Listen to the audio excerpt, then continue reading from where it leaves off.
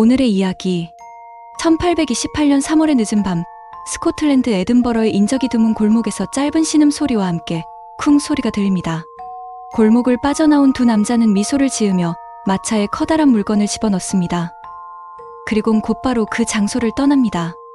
두 사람이 나온 골목에는 버려진 듯 보이는 허름한 가방과 쓰레기들이 여기저기 널브러져 있었습니다. 다음 날 스코틀랜드 에든버러 의과대학 입구에 한 남자가 돈을 받고 무언가를 넘겨줍니다. 그 남자는 한적한 골목에서 나온 두 사람 중 한 명으로 아일랜드 출신의 월리엄 버크라는 인물이었습니다. 월리엄 버크는 에든버러 의과대학에 주기적으로 물건을 납품을 하는 사업가입니다. 월리엄 버크가 에든버러 의과대학에 납품하는 물건은 바로 죽은 사람의 시신이었습니다. 1800년대는 세계적으로 산업기술의 발전과 질병 및 치료법에 대한 연구가 활발히 이루어지던 시기였습니다. 당시 영국은 사람의 몸에 발생하는 여러 질병의 종류와 치료법을 알아내기 위해 시체를 해부하고 연구해야 했습니다.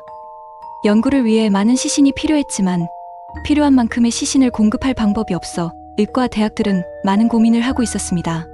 당시에는 법으로 의학 연구를 위해 해부용 시신을 구할 수 있는 방법은 범죄를 저지른 사형수나 무연고 시신들로 한정되어 있었습니다. 그러다 보니 연구에 필요한 시신이 모자르게 되자 의과 대학들은 급기야 시신을 돈으로 사게 됩니다. 이렇게 시신이 돈이 된다는 사실을 사람들이 알게 되자 부활자라고 불리는 시신 판매상들이 생겨나게 됩니다. 부활자라 불리는 사람들은 장례식이 있는 마을에 찾아가 늦은 밤이 되면 장례를 치른 무덤을 파낸 뒤 시신을 꺼내 대학의 해부학 교실로 보내게 됩니다. 이런 시신을 의과대학 측에서도 알고 있었지만 법이 정한 방식으로는 시신을 구하기가 어려웠던 탓에 그냥 묵인하게 됩니다. 그러나 연구에 필요한 시신은 죽은 지 얼마 되지 않은 상태여야 했지만 무덤에서 파낸 시신들의 경우 부패가 진행되거나 방부 처리된 것들이 많아 연구에 사용하기가 힘들었습니다. 이런 상황에 놓인 의과대학은 신선한 시신을 구하기 위해 높은 비용을 지불하기 시작합니다. 1827년 월리엄 버크는 아일랜드에서 스코틀랜드로 이사오게 되면서 월리엄 헤어를 만나게 됩니다. 월리엄 헤어는 당시 작은 여관을 운영 중이었습니다. 1827년 12월의 어느 날 월리엄 헤어가 운영하던 여관에 투숙 중이던 노인이 사망하게 됩니다. 월리엄 헤어는 본인의 여관에서 죽은 노인의 처리 문제로 고민을 하던 그때 월리엄 버크가 의과대학에서 시신을 돈을 주고 구입한다는 걸 알게 됩니다. 버크는 헤어에게 죽은 노인의 시신을 의과대학에 팔자고 하고 에든버러 의과대학에 시신을 가져다 주게 됩니다.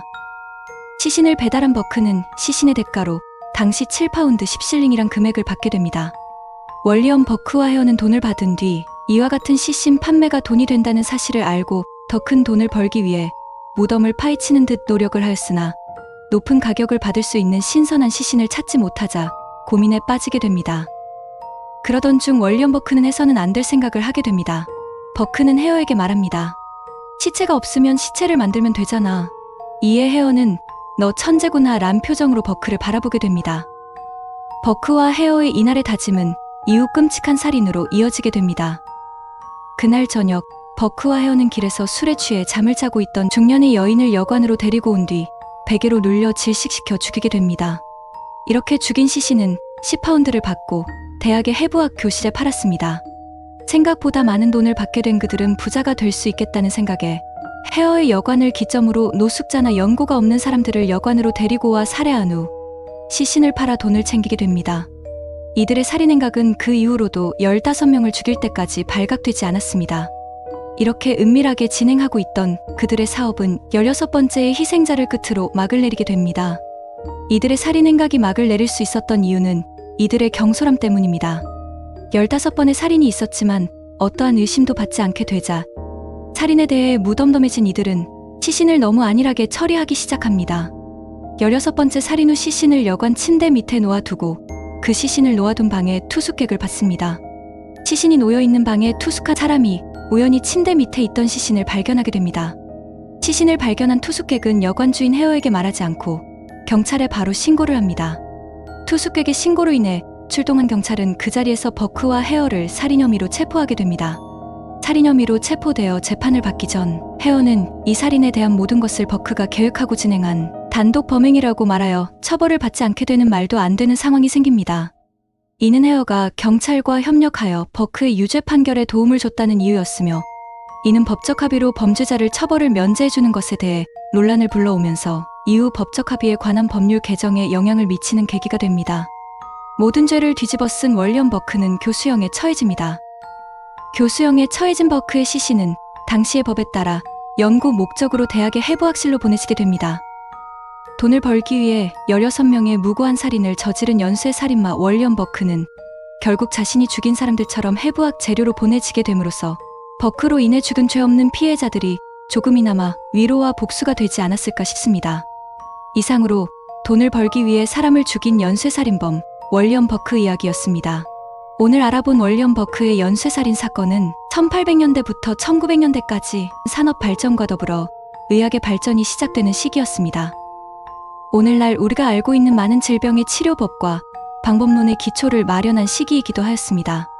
당시 질병치료의 연구 목적이라는 명목하에 선행되어진 이 시신 처리 방법은 많은 윤리적 문제를 일으켰고, 이로 인해 1832년 해부학법이 제정되어 시신의 처리를 합법적으로 연구와 교육에 사용할 수 있도록 하였지만, 이 또한 여러 윤리적 문제로 인해 오늘날에는 동의를 기반으로 한 시신 기증이 주요한 시신 수급 방법으로 사용되고 있습니다.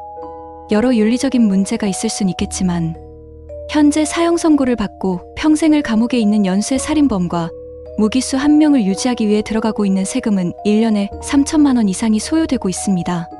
이는 소외계층에게 지급되는 기초생활비보다 훨씬 많으며 초임 공무원 연봉보다도 많은 금액이 투입되고 있습니다. 추운 날 돈이 없어 밥 한 끼 제대로 먹지 못하는 사람들과 범죄를 저지르고도 매 시간마다 공짜로 세 끼를 잘 챙겨 먹고 있는 사람들, 정답을 이야기할 수 없는 논쟁이겠지만 피해자의 아픔을 먼저 생각해봐야 하지 않을까요? 오늘 이야기는 많은 생각을 하게 만듭니다. 그들로 인해 눈물 흘렸을 사람들의 명복을 빌며 오늘 이야기는 여기서 마치도록 하겠습니다. 전 또 다른 이야기로 돌아오도록 하겠습니다. 오늘도 재미있으셨다면 구독과 좋아요 부탁드려요. 여러분들의 구독과 좋아요는 사랑입니다. 그럼 안녕.